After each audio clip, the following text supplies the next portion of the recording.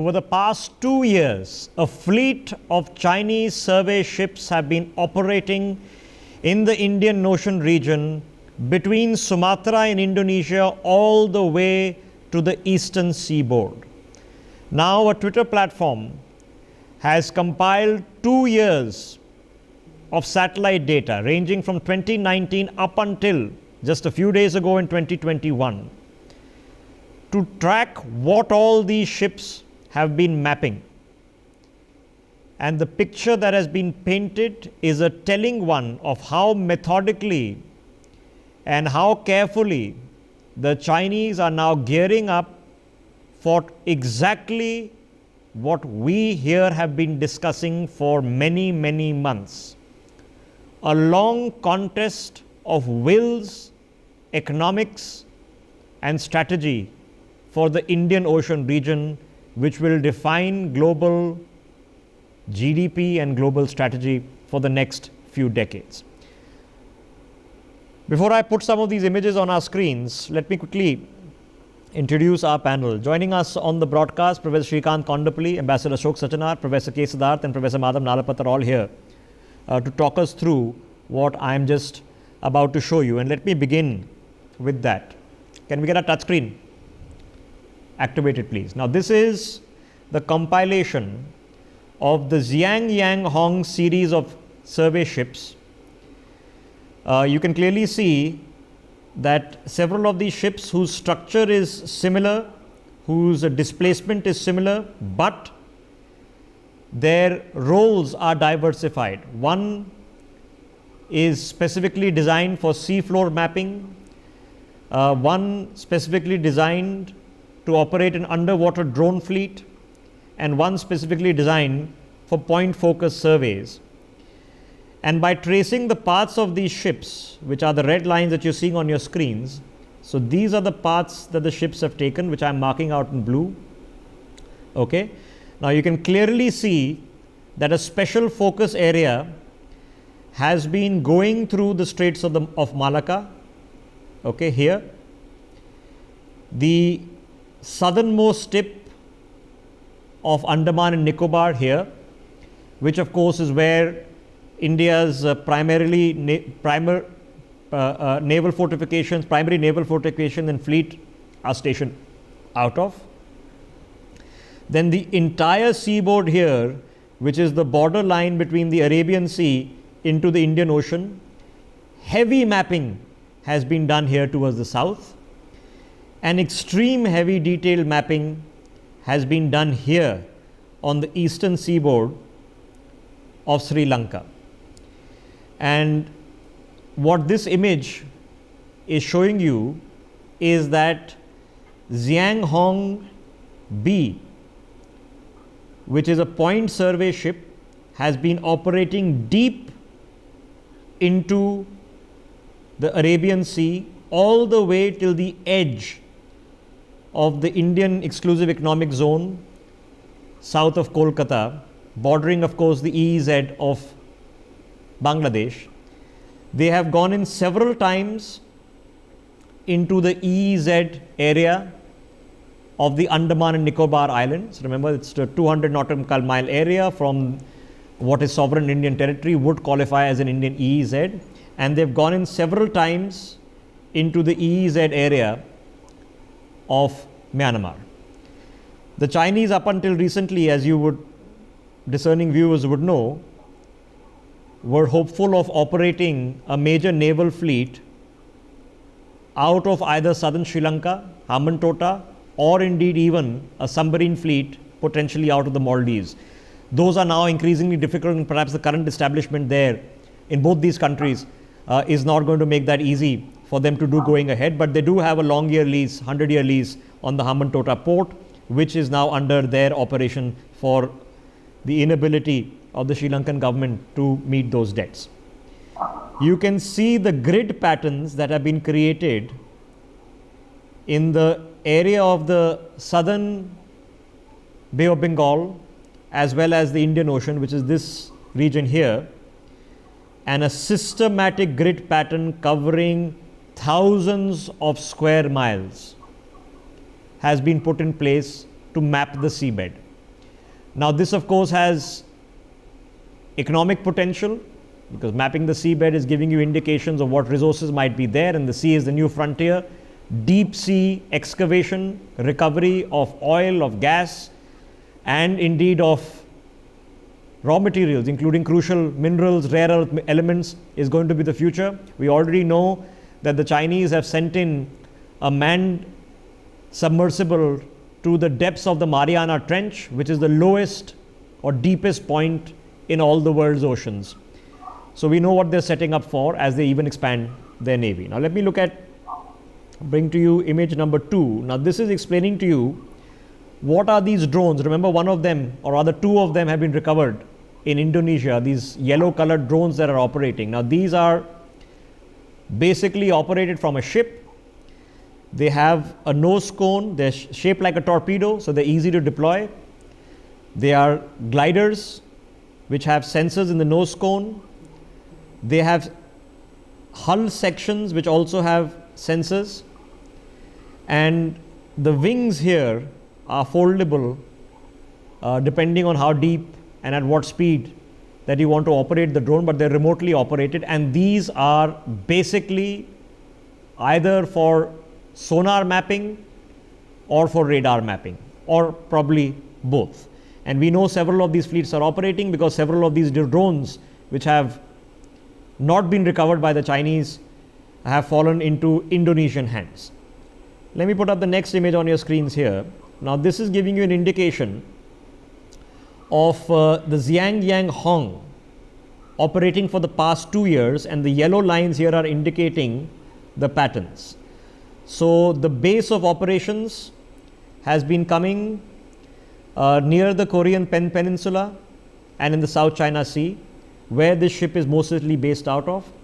It has spent a lot of time mapping the Taiwan Straits, a crucial area for the Chinese, the South China Sea, where we've discussed several times. The Chinese have built artificial islands, and it's a crucial area of contestation between several countries and disputes with China.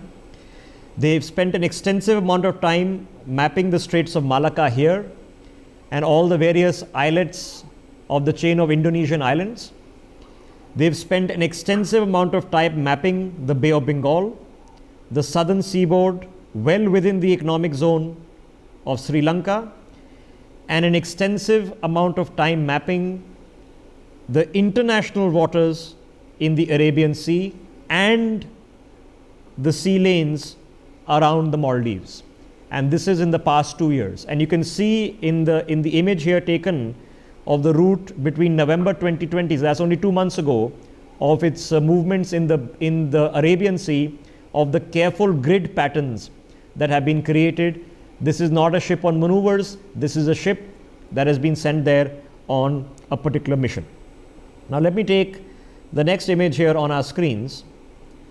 There was one particular ship which is being reported, and this is a report, there's no official confirmation of this, so I'll put the caveat there, that had infiltrated into the Indian EEZ around Port Blair after being expelled. So this is here, okay. After being expelled by the Indian Navy, it retreated back through the Straits of Malacca into the South China Sea and was then deployed into the Western Pacific off the coast of Japan.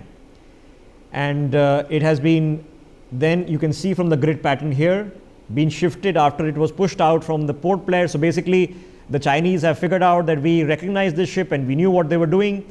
So then they have deployed that ship on the other side of the Indian Ocean region, which is here in the Western Pacific. Now here are details from the registry of that particular ship. Okay, this is the Xiang 1, and you can clearly see that the registered owner is the Chinese Government Institute of Acoustics. So this is obviously a sonar gathering, research gathering ship, and is registered as a research survey vehicle. Now there's nothing illegal in research service vehicles operating in the international waters. Indeed, all great countries, including ours, also have them, including their navies. Now the last image here on your screens is showing us as of December 2019, the same ship which was expelled from the Indian Ocean exclusive economic zone by the Indian Navy, and this is an unconfirmed report, so I'm putting the caveat out there again, was then spotted off the coast of Macau, between Macau and Hong Kong. These are all satellite pictures that have been taken. So basically, for viewers watching, satellites today, along with AI algorithms, from a straight top-down crow's eye view of a ship, can recognize a ship from its features. Earlier, bomber pilots and World War pilots were trained how to recognize a ship from its silhouette from the absolute top. Something similar now these days is done by satellites.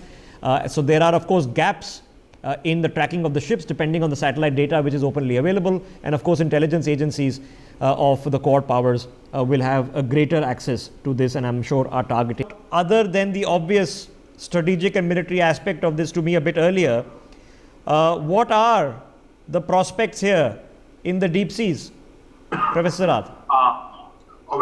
I'm going to divide these prospects into three parts. One of them is the economic prospect, where Chinese are hell-bent on choosing certain cobalt-crusted geons, that is small islands that don't want to emerge above water, that is an invaluable resource.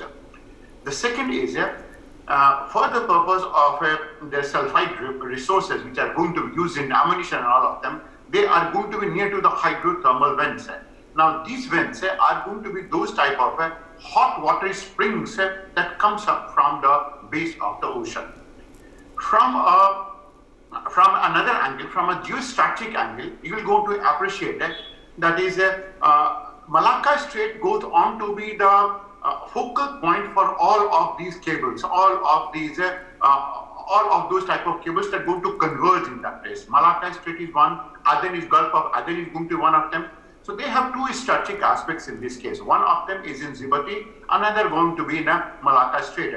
So when they go to map it, they're going to know extensively that where exactly is it that the cables have been laid. Okay, hang on. So you're talking about internet and telecommunication seabed cables, which yes. this is what connects the world. It's not satellite; it's the cables that connect the world. Exactly.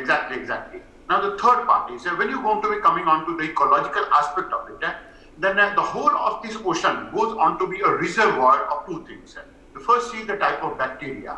Now it is this type of bacteria that some of us went on to discover near to the hydrothermal vents, which we are using for the purpose of treating coronavirus. And we're going to be forming antibodies because we're going to understand the extreme conditions under which this bacteria and virus are going to exist. Interesting. Now the oceans are going to be huge reservoir of bacteria, and in one glass of water, one glass of ocean water, we're going to find the number of bacteria far exceeding the entire human population, which is going to be having several type of adaptations which are going to be studied.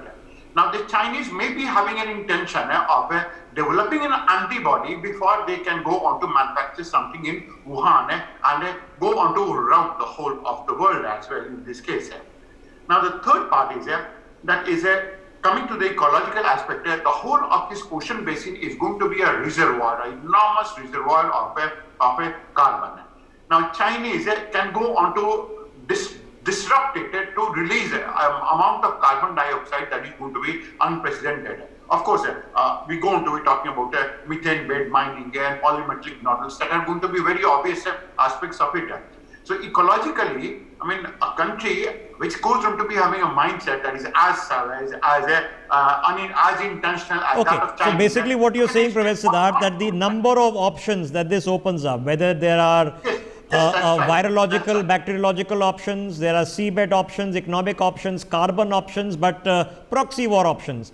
This is how you create a crisis without having fired a shot. You can create a major oil spill, you can create a major carbon dioxide leakage into the atmosphere, you can do all sorts of nasty things without firing a shot, without even having gone into somebody's territorial waters. Now, all of these things may not happen. Simple question, what do we do? We have to. We are a soft power and we have to exercise our soft power. Now that will go on to include first refreshing the whole of the Marine Ocean Treaty that we are going to be discussing in 2021. And in this case, they bring all of those cardinal points where China has a potential to harm the entire of humanity, including pollution of the sea, including destruction of the entire of the seabed, including not occupying, not in a position to occupy strategic areas where they can go to fight their submarines as well, like submarine canyons and other regions. Second is the restructuring and reorganization of the UNCLOS and of course revising some of the clauses of UNCLOS so that as extending the discussion of Professor Sajjanar in this case, that is Chinese are not in a position to take advantage legally in this case. They can go to do anything. And okay, I'm going to interject you there, sir, because I've run out of time.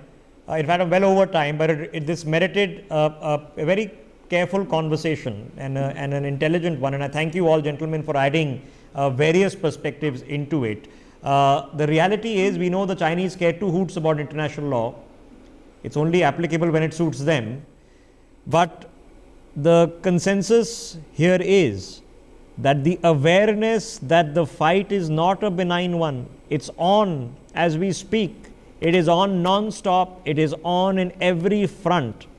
And the answerability has to happen on every front. So yes, whether it's in treaty negotiations, on treaty reviews, yes, whether it is literally on the bottom of the ocean, that's where it has to be fought out, because we have a simple choice. Do we want our children to grow up in a world order that is decided by the likes of Xi Jinping or not? It's a very simple choice for us to make. For more such videos, subscribe to the NewsX YouTube channel, hit the bell icon.